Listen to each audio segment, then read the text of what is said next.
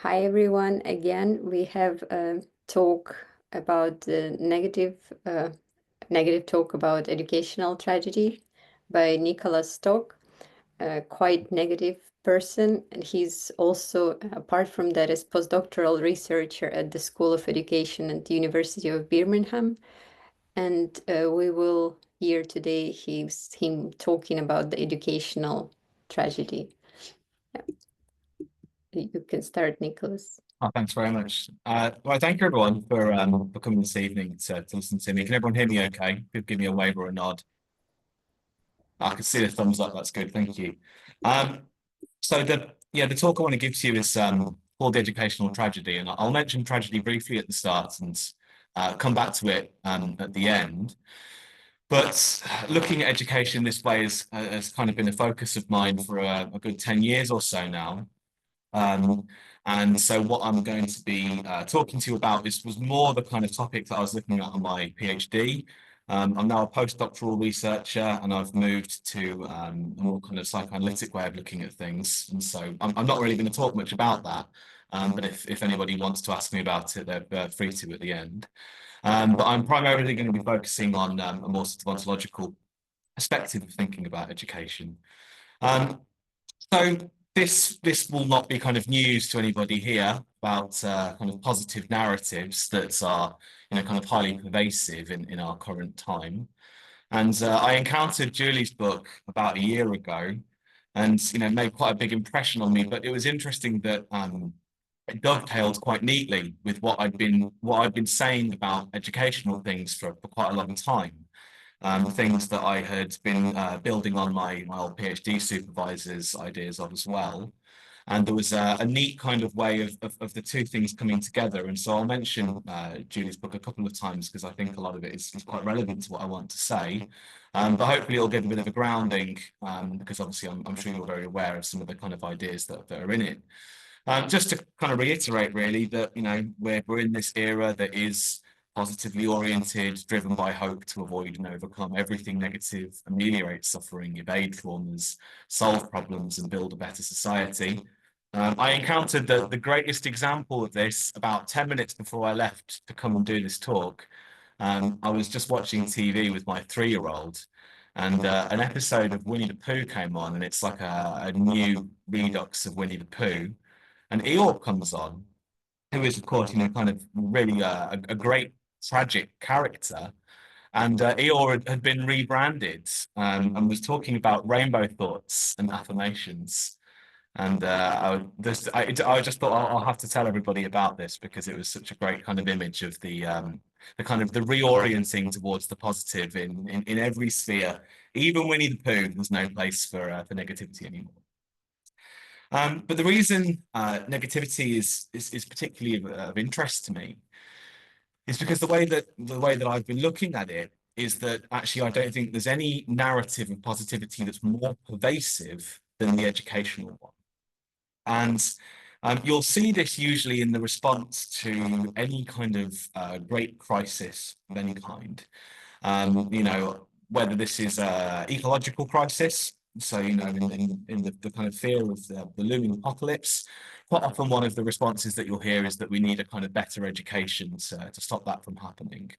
And I also remember really vividly in kind of the wake of big political defeats. So 2019, one evening after Jeremy Corbyn's defeat, the immediate response from lots of left-wing media was that we needed much better political education, better citizenship education, as ways of stopping these kind of terrifying things happening again.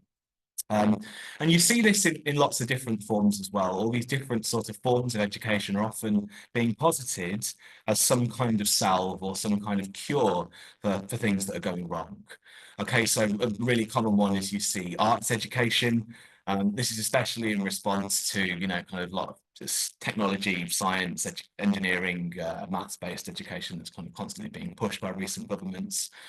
Philosophy for children is another quite a common one, especially at the university that I'm at now. There's a lot of interest in giving students philosophical skills as a way of kind of allowing them to better orient themselves. reworking things like early years and ensuring more child-centered learning, and even kind of changing different forms of pedagogy as well to critical pedagogy. All of these are different sort of responses that often, try to frame things more positively, like there is a kind of like a big cure that's waiting for us if we just get this right. I've always been sort of suspicious of lots of these different ideas and of the overall narrative. And I want to go through sort of some of the reasons why today and kind of like tracing what this positive narrative really looks like in the educational sphere. We can also kind of pair it back to a set of metaphors, and I'll look at a few metaphors throughout. And it's, partly what a lot of my work has been about in the past is breaking education down into these different metaphors. And one of the most common ones that you see is the idea of education as like some sort of mountain, that, we are slowly but surely working towards a peak. And then when you get to the top, it means, you'll finally have seen the light and, everything will work out for you.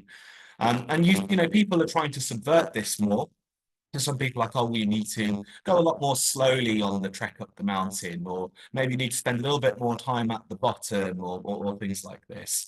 And you'll see this in a book that's coming out this year by Fulford and Jameson, where they're going to kind of really work with this mountain metaphor. But again, these to me are still sort of quite suspicious ideas, because they still imply that no matter how slow you take the mountain, it still sort of remains there in the distance, and that we're on this kind of upwards climb if we try hard enough. And so what we kind of find here is that there's a real universality of the narrative that education is going to be the tool to save us. Okay, that it's one of the ones that actually, you will find is most difficult to kind of break down or counteract or combat. And, I've definitely found in, kind of 10 years of presenting at education conferences, that people are, in the educational world particularly, very unable to hear this, that that there could be something actually far more negative happening in education than perhaps they'd like to believe. And this is even in spite of some quite sort of landmark texts that happened in educational thinking, people like Pierre Bourdieu and Basil Bernstein and Michel Foucault, all of which kind of undid a lot of kind of positive educational thinking. And a lot of this has either been sort of ignored in the educational sphere or kind of repackaged as a way that it can be worked through to make sure that we keep on climbing back up the mountain.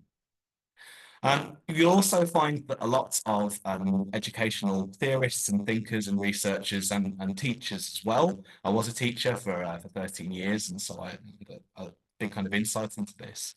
There's a lot of kind of areas of our subjectivity and being that are quite commonly neglected. This could be something like pleasure principality or the beyond the pleasure principality and any kind of self-destructivity or pushing destructivity outwards. And like I said, they're things that I've become more interested in recently. But more than anything, there's a real kind of ignorance to the ontology of education, what education actually is. And I'll come back to that more in a minute. I think the overarching thing that we could say here is that what's still at the heart of educational projects is the enlightenment subject, that subjects can be kind of trained into being this reasoned and rational being that can eventually make the best choices for themselves. So my kind of claim here is that this is kind of a tragedy. This is a great tragic narrative, because what could be more tragic than this kind of great plethora of people, almost everyone really, kind of believing that there is something out there that really can change the world and make everything better, but actually it might sometimes be doing exactly that opposite. And so this is kind of the act of a hubristic fool, perhaps, if we take some of these ideas seriously. Okay. Let's start off with the word ontology. A lot of people don't like the word ontology, and for good reason. When I use the word ontology, I mean it specifically in the Heideggerian sense, as thinking about being, and how things be, what is, and how they are being, and not in terms of thinking about things as classifications or divisions or anything like that. What you'll usually find in any kind of thinking about education is that the ontological dimension is ignored. Or if it has been acknowledged, it's been kind of watered down. So usually most educational research, educational thinking, it goes in at the idea that ultimately education is a good thing and that we should be doing more of it and we need to find out how to make it better. Usually that will be through the form of schooling, and we'll have to find a way to make sure that we can make schooling as good as possible.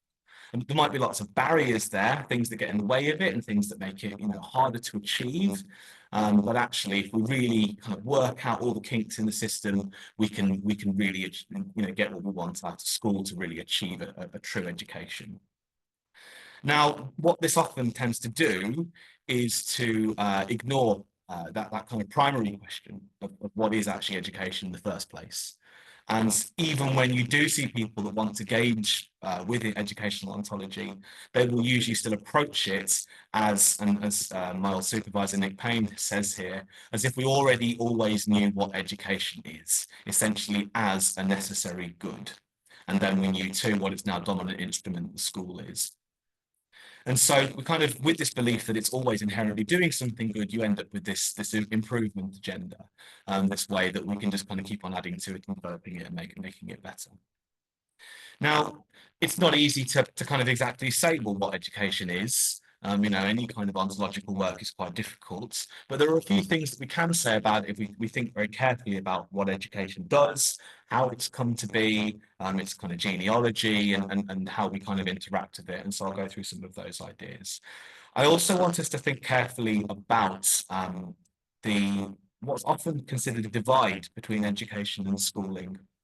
Quite often, people will say, okay, school is bad, but education is brilliant, and that's what we need. Okay, we need more education and less school. And what I have kind of come to believe is that that's really a bit of an ontological sleight of hand, that schooling is perhaps a manifestation of education as an ontological thing. Not necessarily it's perfect manifestation, but it is what it is. I'll come to that more in a minute. One of the things we can say about education, and this is something from Ian Hunter, his book Rethinking the School. If anyone's interested in these ideas, I really recommend Ian Hunter as a great thinker in this area. He notes that education gives shape to the being who gives shape to it. And so we are in this ontological kind of tarrying with education, that we are kind of granting it almost a lot of power to shape our lives and to make us who we are. And therefore, by believing that it's doing good things, that gives it a lot of power as a kind of ontological thing. And so we have to kind of be careful when we do that with anything. But we could also perhaps see it as what Heidegger would call an ontotheological thing, which is, of course, a blending of ontology and theology. This is the principle of that which is ontologically grounding. So it gives us a sense of what we are and who we are, but also theologically legitimating our changing historical sense of what is. So it kind of becomes like an answer. It kind of becomes something that we can look to, something that we can have faith in, that gives us a sense of kind of real grounding and legitimation in history. The way that we could rephrase all of this is that we've kind of got faith in that there's a true education out there, that there is this capital E big thing. If only we could reach it, things would be much better than they are. And I'm sure that all of you are quite sort of receptive to thinking this way, but I think we should always be sort of suspicious to any kind of ontotheological grounding of things, as if that's the thing that we could just achieve, everything would suddenly start improving. So let's move from thinking ontologically about education to schools for a little while. So as I said, usually schools are posited as a barrier to the true ontotheological thing, education. And this takes lots of different forms. Okay, so one of the most common ones is bad pedagogy. Students aren't being taught in the best way. This, pedagogy changes all the time, of course. Things come and go, whether it's things being teacher-led, things being student-led, doing group work, doing research tasks, all these different kind of things. But this is usually the central idea, in fact, of what the biggest critique of, well, we're not reaching the kind of true ideal of education, is that we're just not kind of teaching in the right way, or we're trying to lead too much in teaching. Another one is that we're doing the wrong curriculum. So some would say that, okay, we should just abandon the curriculum altogether and just kind of let people teach whatever they want to teach. Or some people say that it needs to be kind of reorganized and repackaged. So as I mentioned previously, there's a very kind of dominant drive on STEM education at the moment, science, technology, engineering, and maths. And so usually the response to that is we need more arts education, more humanities education, which of course, are not things that I'm not saying I wouldn't want. But usually they are posed as it's because we don't have enough arts and humanities education that, everything's in such a mess. And so, we need to think about those things. Kind of modes of discipline, whether it's too little or too much. Okay, so we have both ends of the spectrum, especially in kind of debates in the UK media, that either students are kind of, being given way too much freedom and are running amok, and therefore they're not able to realize their true potential and make the progress they should, or that their true education is being sort of stifled by too much discipline, having to walk in silence down corridors, having to sit up straight and look at the teacher and, ask questions all the time, and, looking out the window is forbidden and this kind of thing. A very common one is that we do too much exam preparation.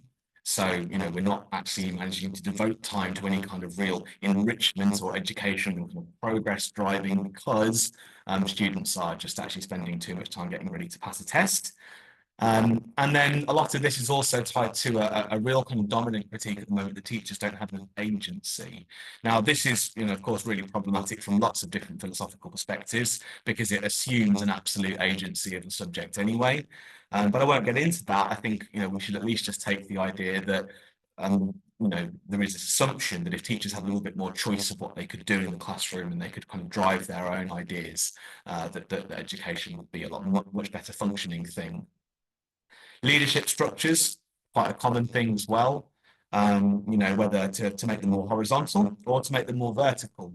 So, we should be giving more power to teachers, or we should be giving more power to heads to be able to kind of operate the staff how they want to.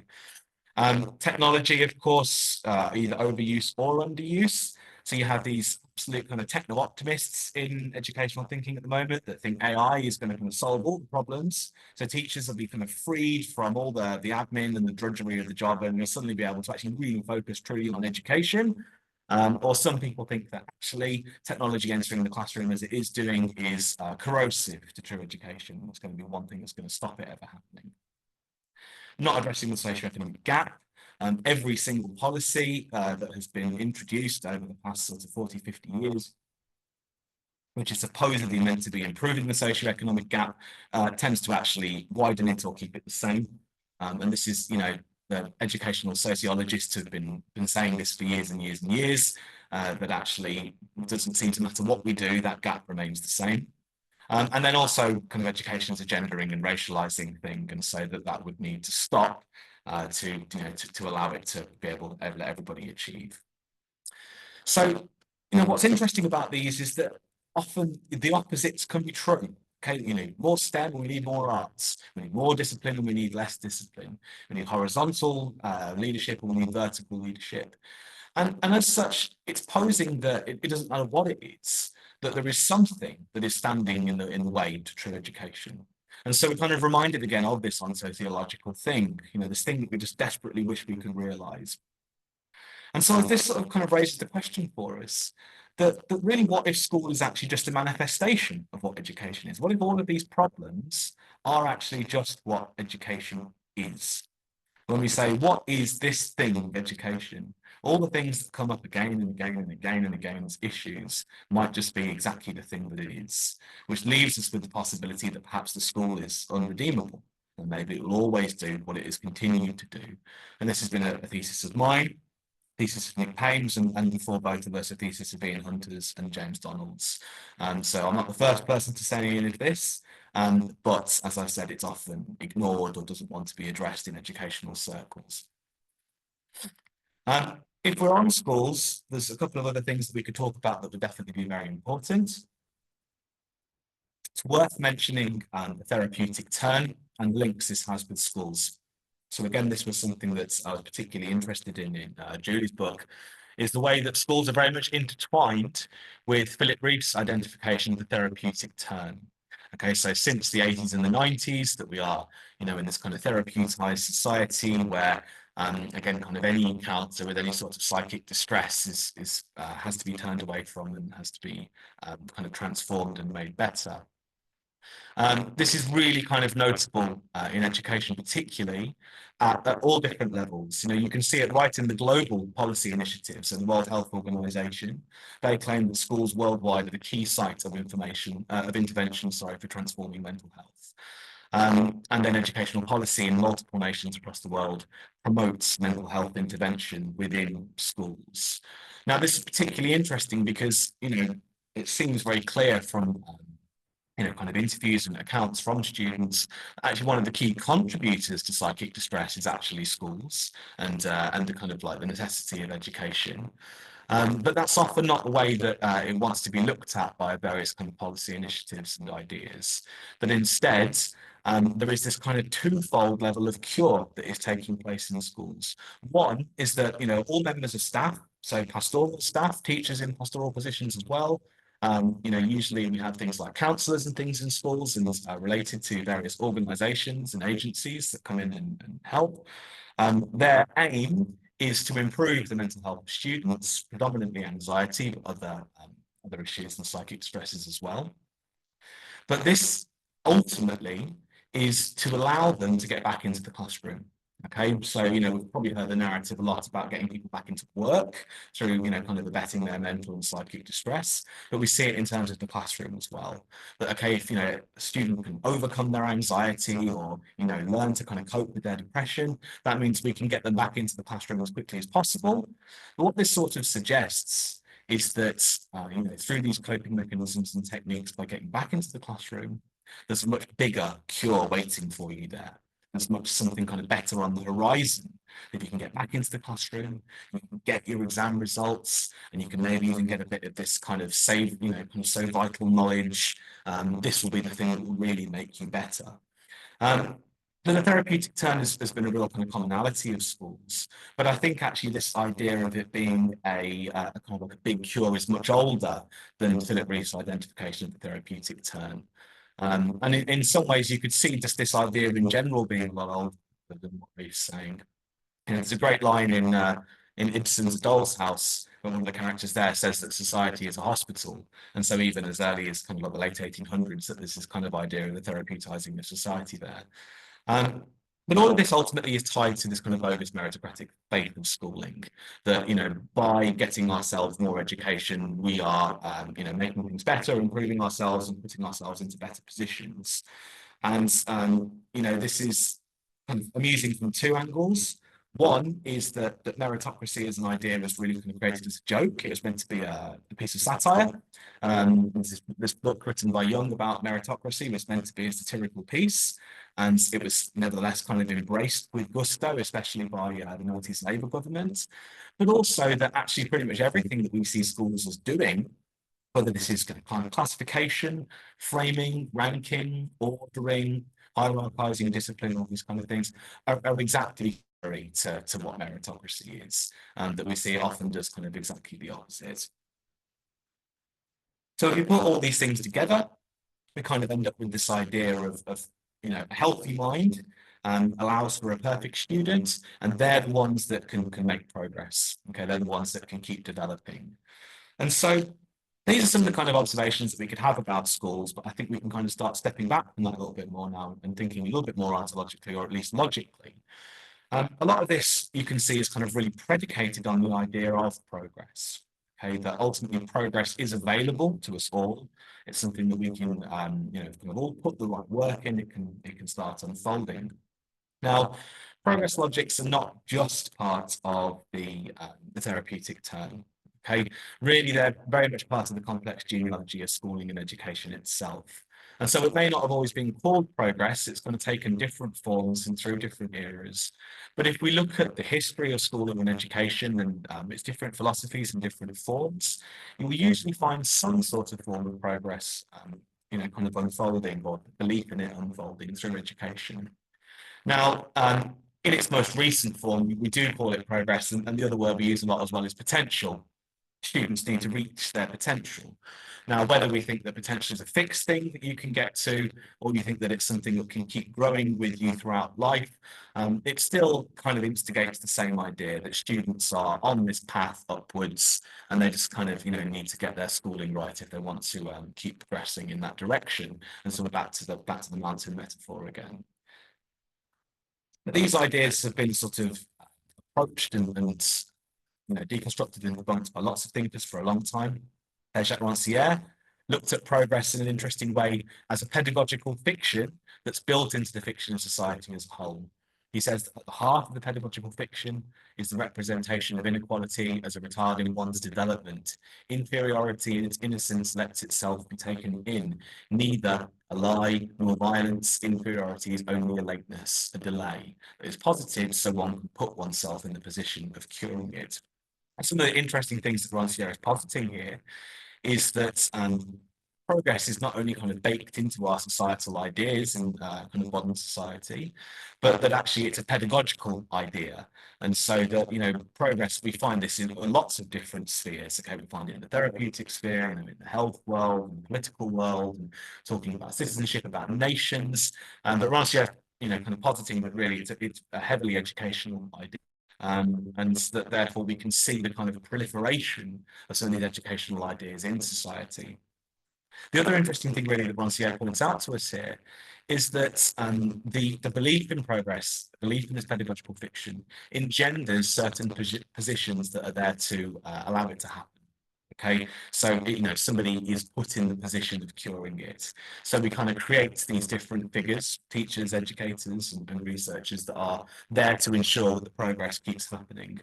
And of course, the amount of teachers is a great number, a lot of them out there.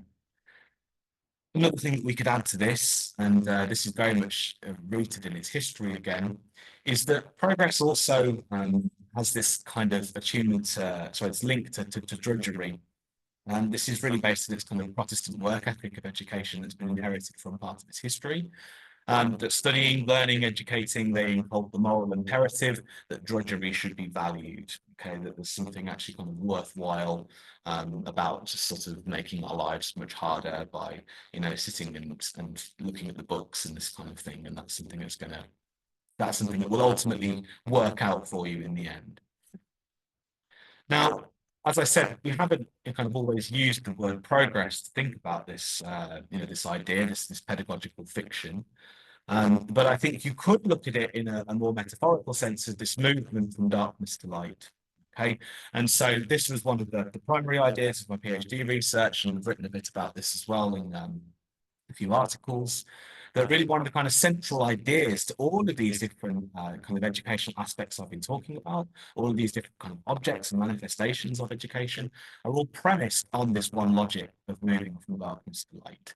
Now, darkness can take lots of forms. We could say it's ignorance, we could say it's oppression, we could say it's stupidity, we could say it's, boredom. There are many, many different ways that kind of darkness is reinterpreted in different educational spheres and different domains. But ultimately, the logic always remains that by moving through a process of education, and you pass eventually from darkness through to light, even if that process is an ongoing one that can't quite be finished. So one of the archetypal examples of this is Plato's allegory of the cave, which I'm sure most people are familiar with, but just give a quick rendition. Plato has this allegory that there are some prisoners sitting in a cave and they are entertained, he says, by these shadows that are on the wall. And the shadows are being cast by these voices that kind of like puppets, these cutouts that are casting light onto the wall. And the pivotal part of it really is that Plato believes there are some people who have escaped the cave, they've seen the true light, and they are then to send themselves back into the cave. And he says they have to drag forcibly the prisoners out of the cave. The prisoners don't want to leave, and they want to stay there because they're enjoying what they can see. And then they have to drag them forcibly to kind of show them the truth, show them the light. Now, it's kind of obvious how the darkness-light metaphor plays out in this. That people are sitting, dwelling in darkness. Somebody has seen the light, but the really important thing is that that person is therefore in the position of the educator who has to educate others and has to pull them into that position. But you see this in lots of different forms of educational thinking throughout history as well. One of the kind of the major moments in educational history is the establishment of schooling, primarily through Christianity. And so, of course, early schools were for monks and eventually passed out to other people, but with the aim of getting closer to God, in various different forms. And so this kind of studying and deep kind of work ethic usually came with this idea that you are slowly but surely reaching closer towards God with doing it. And you see this a lot in people like Aquinas and Erasmus, and even in people like Milton and Paradise Lost as well. Another kind of major moment is Enlightenment thinking. And, we can even see within the etymology of the words the centrality of light to this idea of becoming enlightened. And again, this is a kind of major turn in educational thinking about a movement towards this reasoned and rationalizing subject. The romantic cult of the child plays, of course, a huge part in this because it centralizes the child at the heart of it. And then even late kind of turns in education that are kind of more politicized, like critical pedagogy, although they become less about knowledge, and they still become about this movement from darkness to light, just in a slightly different form. It's interesting if you look at lots of insignias for schools and universities and colleges, you'll often see the word lux or luxem on them, which is Latin for light, and it's just a kind of like a nice reminder that this idea of kind of like light bringing or enlightening or finding light is very common in educational spheres. So education is a path from darkness to light, supposedly in all of its different imaginaries, which is most powerfully manifested in the institution of the school, but not confined to it. And one of the things that, I sort of thought about reading all of these things was, are we not kind of dwellers of the cave? But, if we think about our ontology and our way of being in the world, what this often does is, a demand that things be made to feel like they're improving, a demand or an impulsion in some way that we should be moving into the light, rather than any kind of dwelling within darkness and dwelling within a lack of progress, and dwelling within, negativity. And so these are some of the things that we could perhaps start to draw from this that we can see might be more in the tragic mode rather than this kind of positive, optimistic one. Just speak a little bit about a couple more things before I finish. Because, we're thinking about education ontologically, I think it's really worth looking at things in terms of their spatiotemporality. Okay, so if we're thinking about beings, we should be thinking about how they operate in space and how they operate in time. And this can often reveal a lot about a being and how it kind of operates.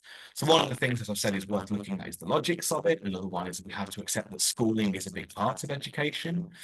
So that leaves us with some interesting things to look at. So in terms of, time and temporality, there's a very kind of like tight control education has over our sense of temporality.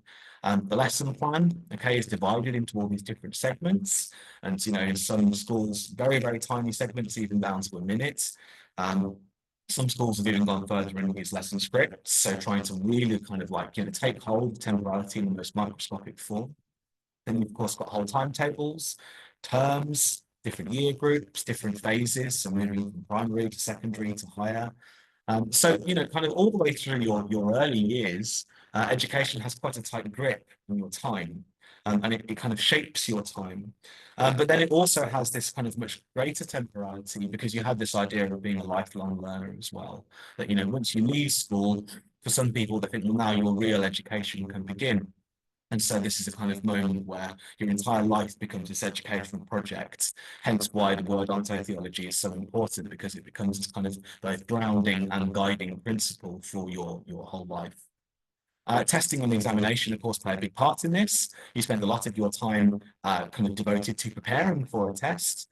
And then, of course, those tests and examinations then have a long effect on the rest of your life as well.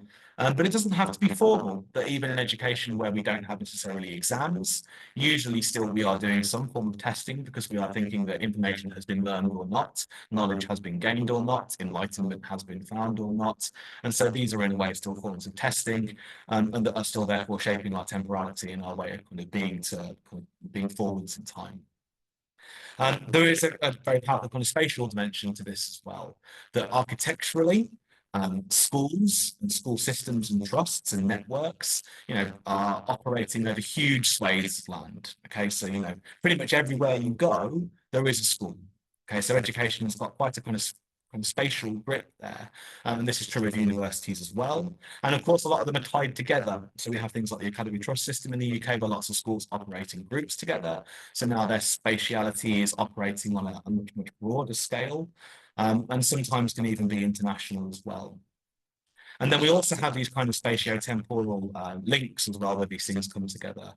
So in 1870, the Forster Act in the UK, this is a Mass Education Act where compulsory schooling was introduced for people.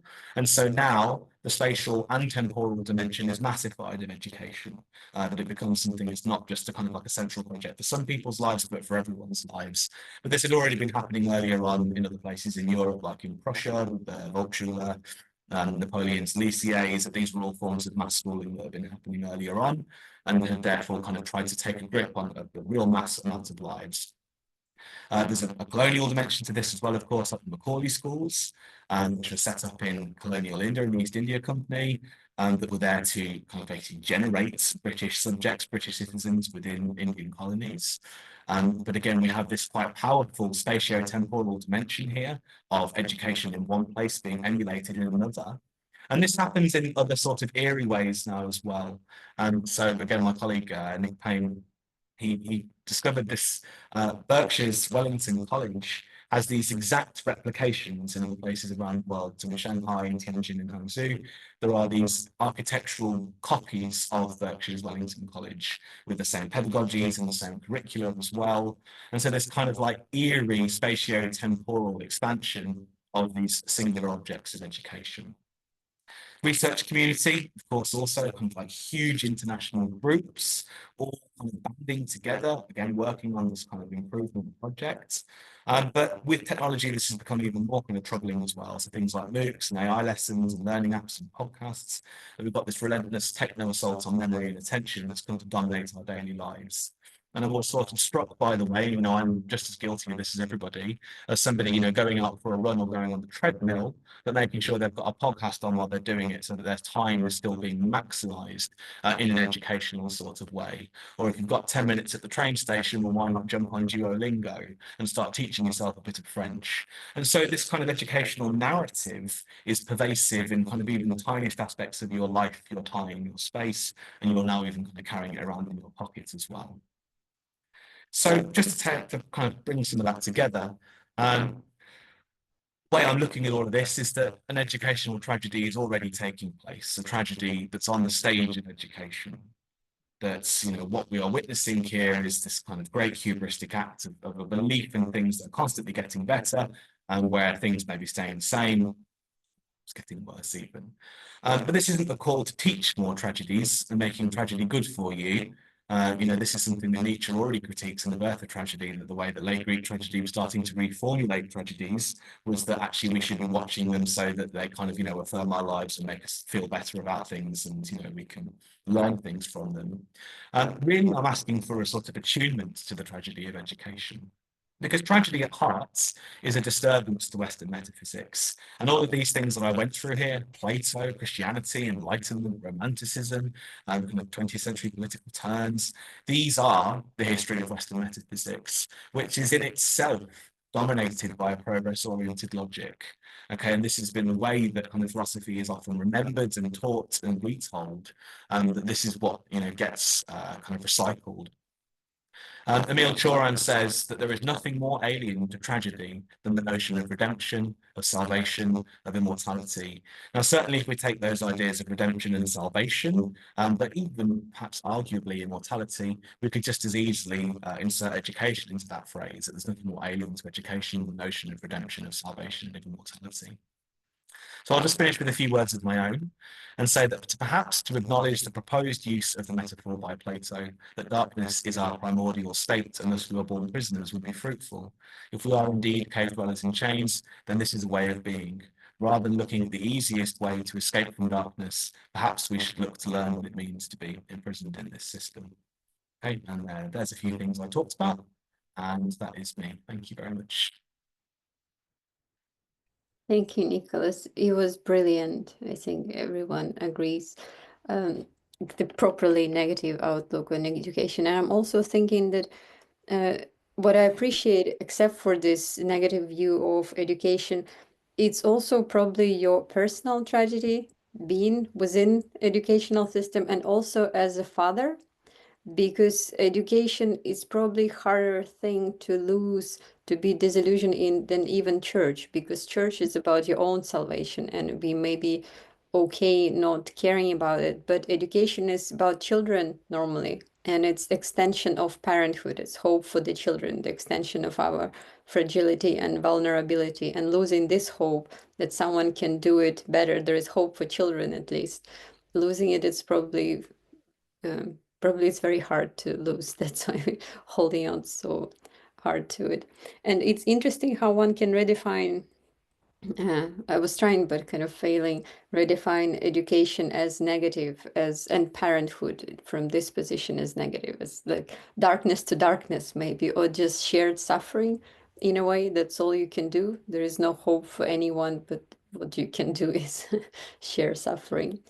But yeah, if anyone, thank you so much. If anyone have questions or comments, we strictly limited to 15 minutes. Yeah, I've got to go at 7:55 on the dot, or I'll get locked in my building. I don't want to sleep here, so yeah, 7:55. I'm going come what may. Yeah, we'll do our best. Anyone with question or comment?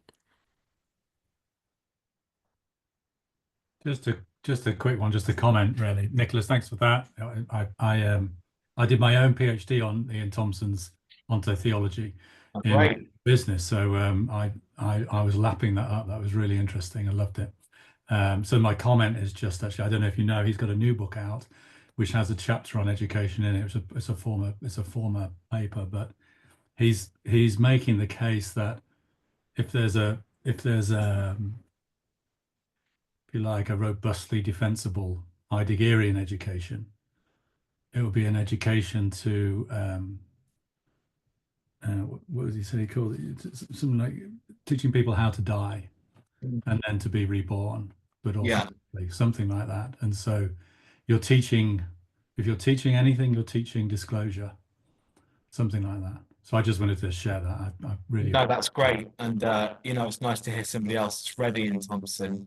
I haven't read it for years, but I did see that the book had come out, because I think I follow him on academia.net, or whatever it's called. But yeah, so I'll be sure to read the education chapter. But again, in this kind of Heideggerian way of thinking about education, he's done more kind of great work than most, I think, because he does tend to refuse kind of the optimistic narrative. And like I said, you know, a lot of people will claim to do that, but at heart they don't really. You know, there's quite a few kind of major educational critics and theorists who are some of the most kind of highly decorated in the educational world. Stephen Ball is a particularly common example, who on the face of it are incredibly kind of critical and negative, but usually underlying that is this ontotheological faith.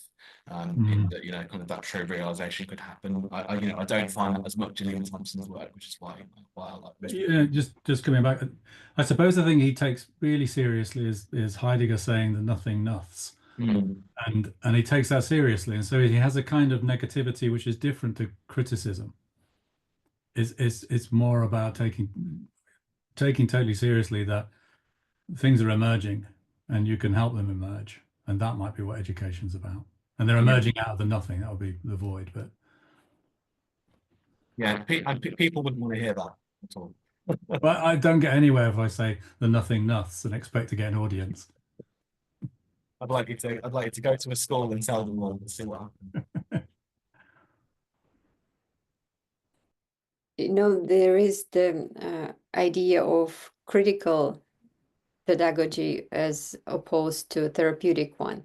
And they would criticize therapeutic one as not proper formation. But with critical one, it's harder to criticize it, because what you basically do, even if it's critical and you teach this proper critical leftist kind of thinking, it's still indoctrination. It's still, you just, the very setting of education does not let you be properly critical. It's like robbing away from a channeling ability to be critical. It's still the hierarchical structure, and you cannot get rid of it within education. When we criticize education, that's how thinking works. We think that there is something better than education, but there is none. It's very hard to, especially being postdoctoral researcher, it's quite hard to criticize it without offering any hope or any alternative. And this is what I think you're trying to do. And yeah, it's quite hard to hold on to this position. So I wish you luck. Well, thanks very much. Yeah, I mean, well, my PhD was all this, and it's mostly what I've said today has been my PhD. But kind of the thing I kept on encountering was people saying, well, so, you know, so why are you a PhD researcher? Why are you a teacher? You know, why do you want to go and be an education lecturer? Because of course there's a real kind of disjuncture there between, you know, viewing it the way that I do, but also being kind of deeply indebted to it and completely entangled into it. So I spent a lot of time writing about irony and kind of the importance of irony in that positioning. But also, and this is why I moved over to the kind of Lacanian dimension, because it's the enjoyment of it in a you know more jouissance sort of sense, that, you know, I think there's still an enjoyment that can be found in it, but it doesn't mean that it's something that is inherently positive, that, you know, you're making a difference or making a change or anything like that. So that's the way I've been trying to think about it. But the critical pedagogy is really the most important one, because this is the trump card that people can pull out every time I kind of say these ideas to educational theorists. People say, but, you know, what about Paulo Freire? What about Michael Apple? What about, you know, Henri Giroux? Haven't they sort of disproven everything that you've said? And usually it's in these kind of thinkers that you actually find the most kind of absolute tight faith in the educational project of all, who, you know, not to say that there aren't, you know, things that are worth reading in people like Freire, but you know, often they are the most indebted to the educational project than anybody else, I think. And so this, again, there's definitely a suspicion that we should have of people that use critical pedagogy as the kind of like the answer to some of these problems. Yeah, it's harder because critical education appears as a criticism of education. And if you take this away from people, it's quite hard to give it up. And I'm also thinking, what would you say about the process of formation of analysts, for example, or well, it's easy to criticize various formation of psychotherapist, the normal one, the one who's saving people. But what about the formation of Lacanian analyst? What kind of process is there? Is it education, or is it, what is it? That's a tricky question. I mean, there was a talk that Danny Novus did not long ago, and the way that he frames Lacan's educational project, which is the process of training analysts, he says it's one of, you know, subjective and egoic destitution rather than redemption or restitution. And so if you want to look at it that way, then you can't claim that that's a kind of like a fundamentally educational project in the way that, you know, we ontologically are with education, because that is a negative process. But A, I don't think everybody sees the training of analysts that way. B, I've not been trained as an analyst, so I couldn't say whether I agree with that's actually what happens or not. And C, the engendering of the position of an analyst, of course, is in itself a kind of path towards, you know, kind of betterment, isn't it? But I do think, you know, a lot of, sorry, I apologize if people didn't want to hear about Lacan, but he does have some interesting ideas about education in schools. I've got a book coming out about it this year, hopefully. And one of the things he was really interested in is people occupying the space of the educator, you know, that it's not a position that can be removed and be abolished, but once occupying it, starting to try and alienate yourself from it once you're in that position, so that you can still, you know, you'll still do all the things that, you know, a teacher does or a teacher is meant to do, but trying to alienate yourself from it. And so ultimately trying to kind of let go, I think he's saying, of that kind of progress logic that haunts education. And so, you know, trying to find something else within the relationships that are engendered in classroom spaces. There's lots of very, very interesting things that happen in schools, you know, really interesting things happen. And those things aren't necessarily inherently positive, but they're very interesting to look at, and you know, very interesting to experience as well.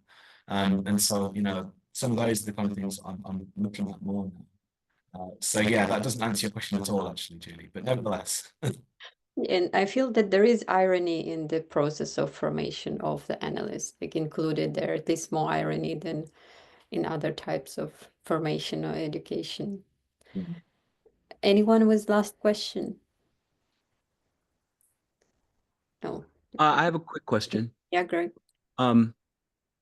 So I was trying to think of an alternative space to the classroom where one would want to perhaps dwell in the zone, in the realm of darkness, and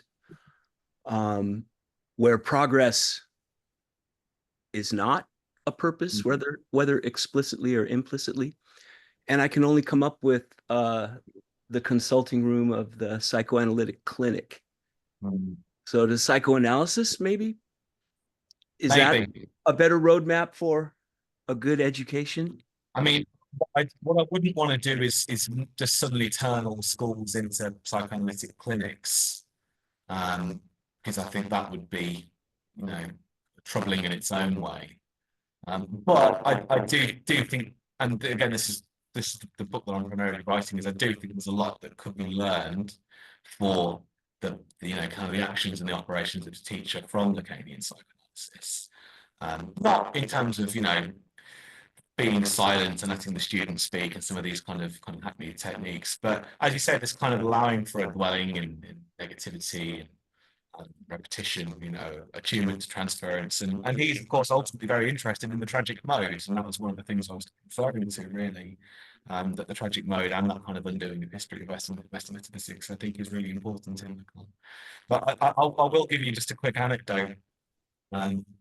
When I was like a very young teacher, I'd only been teaching for a year or two, and my form group, you know, I'd have them every morning for registration, and I got a telling off one day because the head teacher had walked past my classroom, and you know, I asked why I'd been called into the office for this telling off. She said, "Oh, because you were sitting in registration with all your students with their coats on in the dark."